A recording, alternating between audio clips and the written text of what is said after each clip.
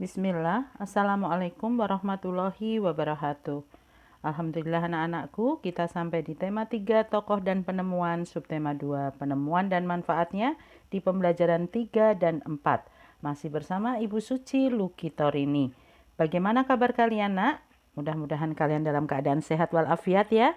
Walaupun kalian sudah pembelajaran tatap muka, tetapi kalian waktunya masih sempit. Jadi untuk mengimbangi, untuk mengoptimalkan apa yang sudah kalian peroleh, maka Ibu dampingi dengan materi yang Ibu kirimkan kepada kalian. Ayo persiapkan buku paket dan buku tulisnya. Sebelum kita mulai, mari kita berdoa terlebih dahulu. Jangan lupa selalu memakai masker, mencuci tangan, menjaga jarak, dan menghindari kerumunan. Bersama kita bisa melawan COVID-19, insya Allah. Baik anak-anakku, kita semua pasti sudah mengenal lampu lalu lintas ya. Kita sering melihat lampu lalu lintas di perempatan atau persimpangan jalan. Lampu lalu lintas terdiri atas 3 warna, yaitu merah, kuning, dan hijau. Nah, tahukah kamu siapa yang menemukan lampu lalu lintas? Sekarang kalian baca ya teks eksplanasi berikut ini dengan teliti. Setelah kalian baca dengan teliti, maka kalian baca kembali teks tersebut. Kemudian tuliskan beberapa informasi penting. Nah, Ibu sudah menuliskan di situ ada topik masalah, deret penjelas, dan kesimpulan. Topik masalahnya adalah Gareth August Morgan itu adalah penemu lampu lalu lintas. Sedangkan di deret penjelasnya yaitu lampu lalu lintas temuan Morgan menggunakan rangkaian paralel. Nah, kesimpulannya yang bisa kita ambil adalah temuan Morgan memberikan manfaat bagi banyak orang. Ya, silahkan kalian pindahkan di buku paket kalian. Setelah itu, sebelumnya kita sudah belajar tentang manfaat dan penemuan lampu lalu lintas. Coba kita amati dulu. Nah, kalian bisa praktek itu lampu lalu lintas ya. Setelah kalian menyiapkan semua bahan-bahannya ada di halaman 85, 86 dan 85 dan 86. Nah, setelah itu kalian bisa membuat laporan. Nah, membuat laporannya adalah misalkan pada percobaan apa? Percobaan membuat lampu lalu lintas. Nah, tujuannya apa? Tujuannya adalah untuk mengetahui apakah percobaan lampu lalu lintas itu berhasil atau tidak. Terus kemudian kalian tulis tuh alat-alatnya, langkah kerjanya, terus kesimpulannya bagaimana ya. Lampu menyala apabila lampu merah yang menyala apabila bagaimana. Nah, itu kalian tuliskan. Ini adalah contoh dari laporan kegiatan percobaan. Nah, setelah itu kita diskusikan hasilnya dengan temanmu dan guru ya. Kita diskusikan sama-sama nih, Nak. Nah, rangkaian listrik itu dari rangkaian listrik ini hal yang sudah saya ketahui apa? Yaitu rangkaian listrik adalah tatanan sejumlah komponen elektronika yang dirangkai dengan sumber tegangan. Kemudian hal yang ingin saya ketahui apa? Yang ingin kamu ketahui dari percobaan tadi adalah rangkaian listrik seri itu seperti apa dan rangkaian listrik paralel seperti apa. Nah, hal baru yang saya pelajari hari ini kamu pelajari apa? Susunan kegunaan komponen pada rangkaian seri dan susunan komponen pada rangkaian paralel. Nah, inilah yang kita pelajari dari pembelajaran 3. Mari kita belajar di pembelajaran 4 masih di penemuan dan manfaatnya. Nah, pernahkah kamu datang terlambat ke sekolah? Jika tidak pernah, kamu dapat menceritakan pengalaman datang terlambat pada saat bertemu teman dan lain-lain. Nah, kita coba ya, apa nih apa efeknya kalau kalian datang terlambat? Kapan kamu terlambat datang ke sekolah? Kalau kamu tidak pernah, tulis tidak pernah. Tapi kalau pernah, kamu tulis tanggal dan waktunya. Terus mengapa kamu terlambat? Misalkan karena tidur malam sehingga bangun kesiangan. Terus siapa nih yang kamu rugikan ketika terlambat? Ya diri sendiri, kita jadi malu. Terus guru juga terpaksa harus berhenti untuk menerangkan. Dan teman-teman. Nah, ketika kamu terlambat, adakah dampak bagi kamu? Iya, kamu menjadi tertinggal materi pelajaran. Apakah ketika kamu terlambat, kamu sudah mengambil hak temanmu untuk belajar dengan nyaman? Iya, Karena ketika terlambat, teman menjadi tidak konsentrasi dan belajarnya menjadi terganggu. Nah, ketika kamu terlambat, kamu belum melaksanakan kewajiban untuk menjadi pelajar yang disiplin. Iya, saya telah mengambil hak guru akan mengajar ya. Oh maaf, apakah ketika kamu terlambat, kamu sudah mengambil hak gurumu untuk mengajar dengan nyaman? Betul, ya, kamu mengambil hak guru karena bu guru harus mengulang kembali materi pelajarannya. Nah, pertanyaan berikutnya, berarti kamu juga mengambil ketika kamu terlambat, kamu belum melaksanakan kewajiban menjadi pelajar yang disiplin. Ya, kalau kamu sering terlambat, itu kamu artinya tidak disiplin waktu. Nah, rencanamu apa nih supaya kamu tidak terlambat? Kamu harus janji terhadap diri sendiri untuk tidak tidur terlalu larut malam, sehingga tidak bangun kesiangan. Nah, datang tepat waktu ke sekolah itu adalah salah satu kewajiban kita sebagai pelajar. Ketika kita akan melaksanakan kewajiban itu akan membuat orang lain di sekitar kita menjadi tidak nyaman ya ketika kalian tidak melaksanakan kewajiban. Nah, ayo laksanakan kewajibanmu dengan penuh tanggung jawab, ya. Nah, sekarang coba kalian amati gambar di halaman 92 di buku paket kalian.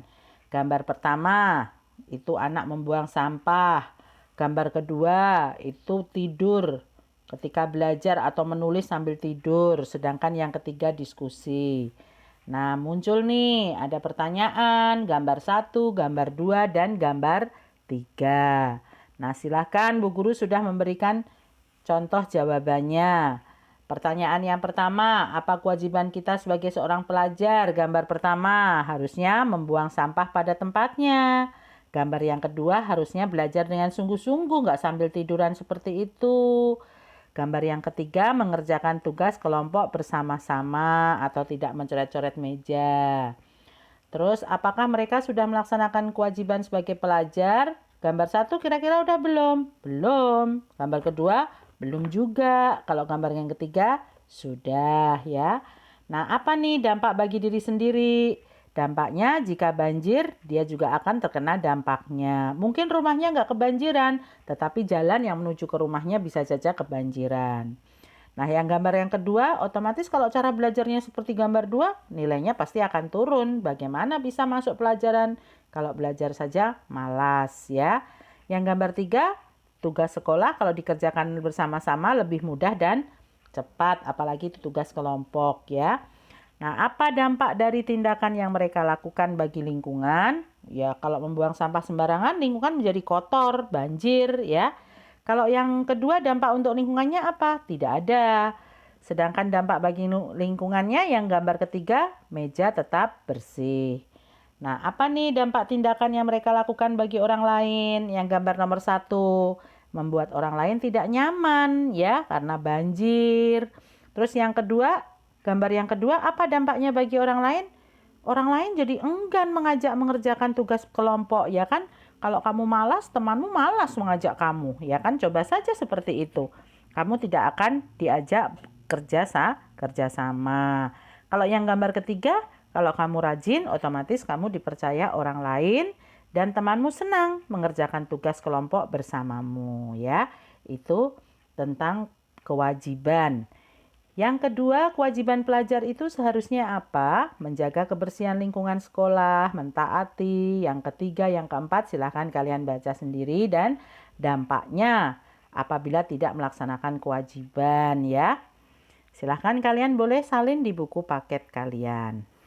Nah, sekarang kita belajar pembelajaran 1. Kalian sudah membaca tentang teks si kotak ajaib ya kan? Nah, itu di halaman 95 kita paparkan apa itu kalimat efektif dan kalimat tidak efektif ya. Kalian harus tahu ya nak, kalimat efektif itu mengungkapkan gagasan sehingga mudah difahami. Ternyata kalimat efektif mempunyai ciri-ciri, yaitu hemat, tidak menulis kata yang bermakna sama. Misalkan para tamu-tamu duduk di kursi. Para itu sudah menunjukkan banyak orang. Masih ditambah lagi tamu-tamu, berarti kan para tamu-tamu. Jadi panjang, itu kalimatnya tidak hemat ya. Jadi perhatikan kata para, kamu harus tahu makna dari kata para. para itu sudah menunjukkan banyak dan tamu pun juga sudah menunjukkan banyak.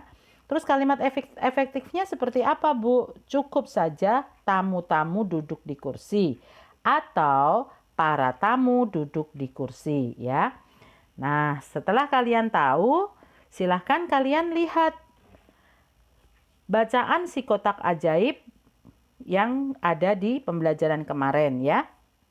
Sekarang ubahlah kalimat tidak efektif yang kamu temukan pada teks si kotak ajaib tadi, ya. Contohnya adalah penemu yang pada kesempatan itu untuk pertama kalinya. Nah, ini kalimat boros sekali. Seharusnya kalimat efektifnya cukup penemu yang pertama kali. Kemudian ada lagi kalimat di depan para bapak-bapak dan ibu-ibu. Nah, ini banyak sekali yang dipakai yang di orang-orang ya ketika pidato para undangan bapak-bapak, ibu-ibu. Cukup ngomongnya di depan bapak-bapak dan ibu-ibu, tidak perlu pakai para, ya.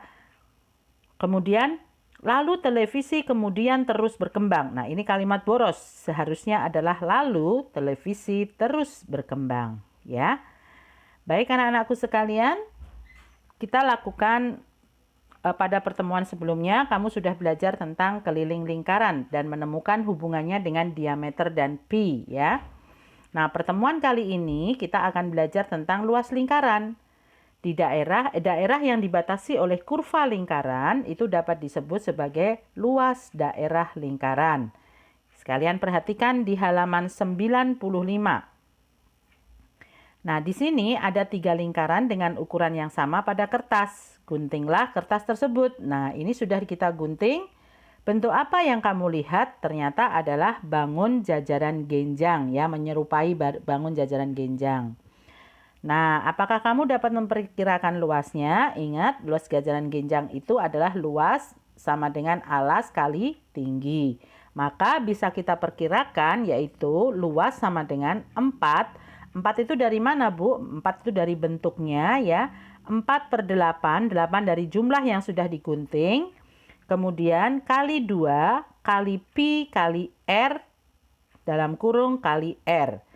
Kita jumlahkan 4/8 kali 2 itu ada 8/8, ya. Pi kali R.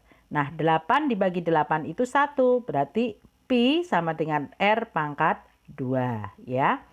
Itu jadi untuk memperkirakan luas seperti itu. Sekarang kita lihat pada lingkaran 2. Lipat lingkaran menjadi 16 bagian yang sama besar. Susunlah seperti bentuk berikut. Tulislah ukuran sisinya seperti lingkaran 1. Sama ya, seperti tadi ya, hanya bentuknya banyak. Nah, kita lihat bentuk apa yang kamu lihat. Masih seperti bentuk jajaran genjang. Yang ungu tua itu adalah alas dibagi pi r kuadrat, ya. Maaf, pi r pangkat 2, ya. Kemudian yang di sampingnya itu tinggi. Nah, apakah kamu dapat memperkirakan luasnya? Sama ya. L sama dengan, kita lihat, ini ada 8, ya, yang dipotong-potong ada 8, tetapi keseluruhan ada 16, kita kalikan 2. Ya, kita kalikan 2, kemudian kali pi kali R, dalam kurung kali R lagi, ya. Jadi 16 dibagi 8 kali 2 itu 16, kemudian penyebutnya 16, berarti 16/16 pi kali R. Jadi hasilnya adalah N R pangkat 2. Selanjutnya, untuk lingkaran ketiga, lipat lingkaran menjadi 32 bagian yang sama. Itu sama seperti tadi ya, Nak, ya. Silahkan kalian salin di buku paket kalian. Yang berbeda adalah yang berikutnya. Jika lingkaran kita bagi menjadi juring yang sangat kecil dan kita susun seperti gambar di atas, bentuk apa yang kita dapatkan? Nah, bagaimana kita menemukan luasnya? Ya, luas itu sama dengan panjang kali lebar, ya. Panjang kali lebar. Nah, bentuk yang dihasilkan akan mendekati persegi panjang. Benar. Panjang sekali tuh ya. Jadi tentukan ukuran panjang dan lebarnya. Panjangnya itu sama dengan pi, lebarnya itu sama dengan r. Nah, luas itu sama dengan panjang kali lebar berarti pi kali r. Nah, apa yang dapat kita simpulkan? Luas lingkaran sama dengan pi kali r kali r, ya, sama dengan pi r pangkat 2, Ya, silahkan kalian salin di buku paket kalian. Nanti di pertemuan berikutnya kita akan belajar dengan angka. Ya nak ya. Ya, cukup sampai di sini pertemuan kali ini. Ibu tutup dengan Assalamualaikum warahmatullahi wabarakatuh.